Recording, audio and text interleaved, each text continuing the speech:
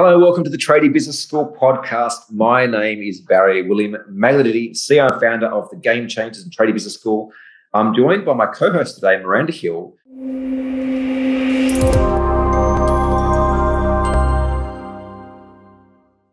And we're going to speak about an important topic right now. You know, the last 18 months, 2 years has been very challenging mentally, emotionally, and physically on pretty much everyone that I know. And what we're seeing more and more is clients that are speaking to us around mental health issues, whether it be within themselves or within the team. And so I want to share a few things that we have found have made a huge impact for us and for our companies and for our clients as well, that are easy to implement, that can see you and your team to start to create some strength within your mentality, so that regardless of how long this thing continues to play out for, it's not going to cost you any more than it already has. Yes, I love it. The mental health, psychological well-being, whatever we want to call it, is so important. I totally agree. I see it in people I talk to. I'm hearing it from clients. We hear people share things in our Facebook group.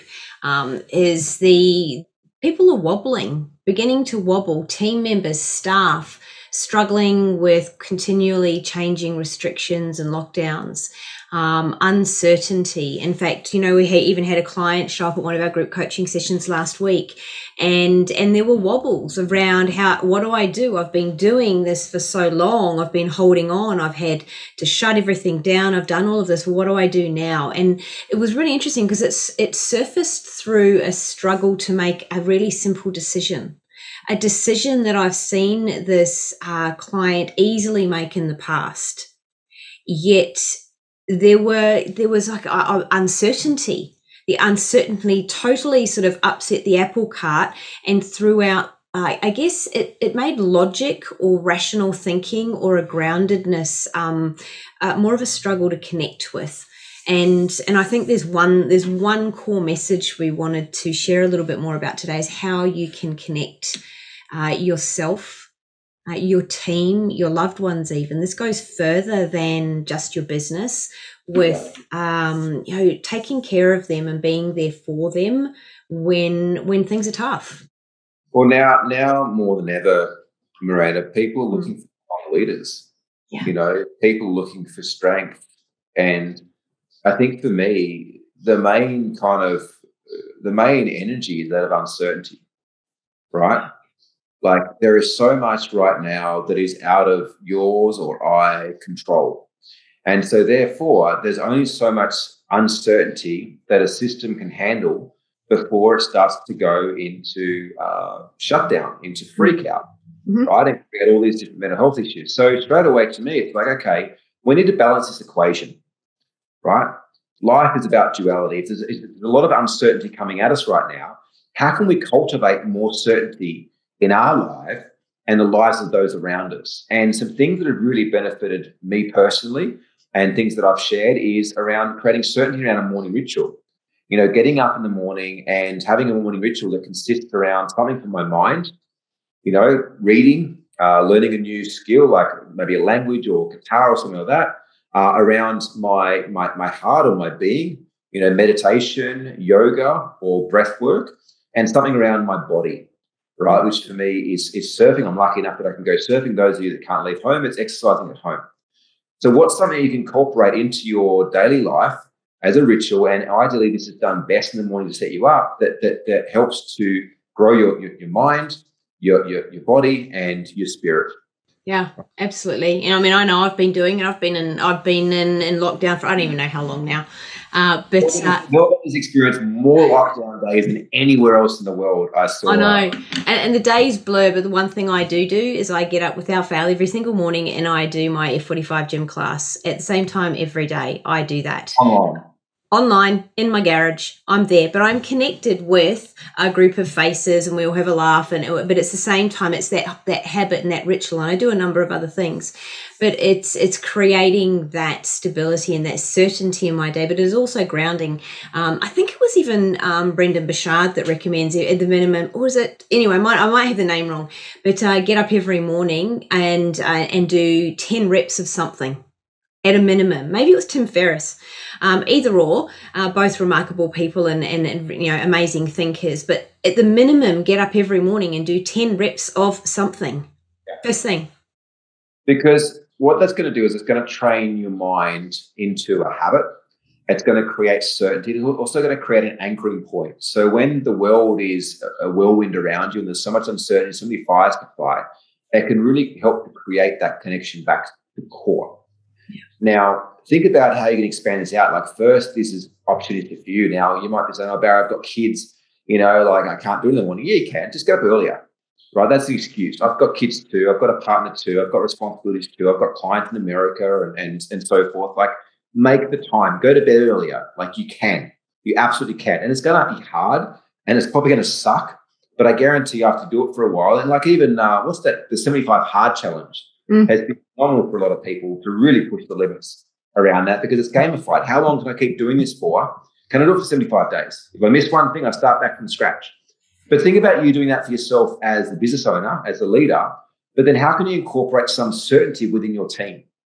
Like, maybe you all connect and work out together online in the morning, right? Maybe you all journal in the morning. Maybe you all discuss what's working, what's not working, what you want to change within your lives. But the other cool thing that can really help as well, Miranda, is to disassociate and to create a goal or something in the future that you want to work towards. Now, the main thing to do here, though, is not to create a goal like, I want to travel around the world, because who knows if you're going to be able to in 12 months from now.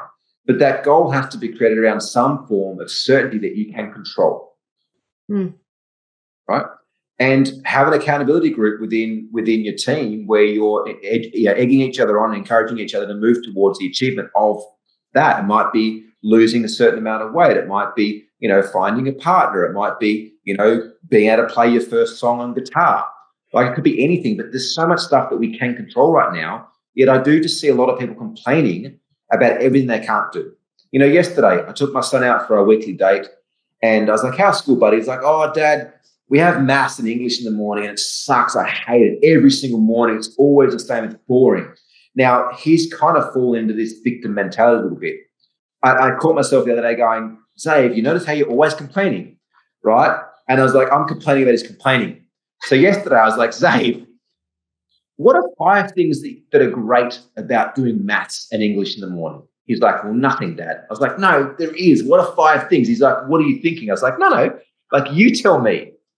And he's like, oh, well, I guess my brain's the healthiest in the morning. I'm thinking clearer. So I was like, great. What's another one? Now, by the end of it, I was like, how do you feel about going and doing maths and English in the morning tomorrow? He's like, I can't wait. I was like, exactly. And it was all through asking questions and allowing him to reframe his thought. So if you notice your staff are falling down this path of like, this sucks, that sucks, I can't do this, I can't do this, start asking better questions. Well, okay, what can we do, Miranda? Like, you're letting me know right now, you're locked at home, you haven't got access to the gym, you find it really hard. Cool. Like, what can you do? Absolutely. And I suppose adding to that as well is sometimes just being there is the listening.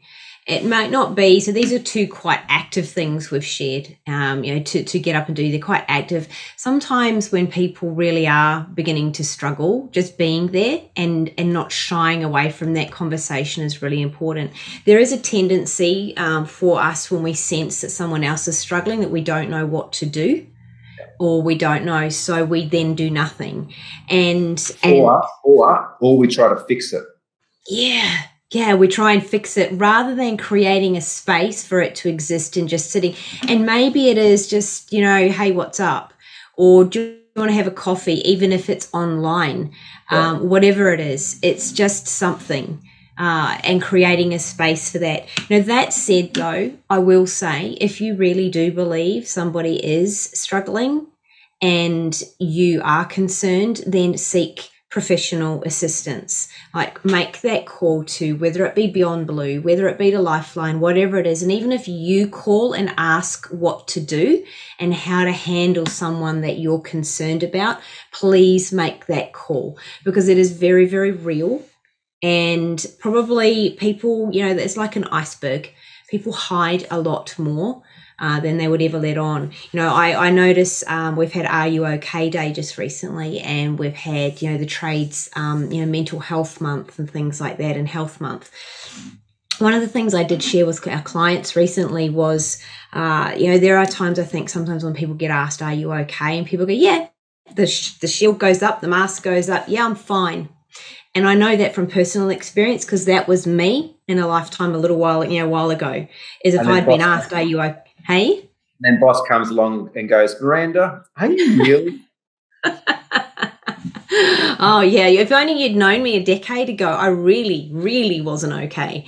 And it was if I'd been asked though, I would have said everything was fine. So trust your senses. Yeah. Trust your intuition and have those conversations, but create a gentle space, a loving space for them. But don't shy away from those conversations, because it is often, you know, that's what it'll make you, you know, stand out as a business owner, and to have those regular check-ins where you will actually notice if somebody's up and down. People will have ups and downs, but you'll notice a slow downhill, and do that reaching out and talk to people. So there's a few things that you can do. Did you have anything you wanted to add to round it up, Barry? Just to cap off. So yeah, one is look to create certainty where there's no certainty or there's uncertainty. Two is just hold space for people to talk to. You don't know what's going on in their life, you know, the struggles they might be having at home with their partner, with their kids or whatnot. Just hold space and listen. And often, like, just listening to someone can be significant in helping them just transform, to be heard, to be seen, to be understood. Don't try to fix it. And three is, if you do really feel that someone's struggling badly, seek professional help for that as well. Absolutely. Thank you. Really important topic today. We'll leave it there. But if you're liking this, you're loving it, please, you know, make a comment below, share it with your friends, tag somebody. We would love to know what you're really enjoying, so we can create even more of these amazing conversations. But that's all for today. Thank you so much for joining us wherever you are. Take care. Thank you, Ryan. Bye-bye.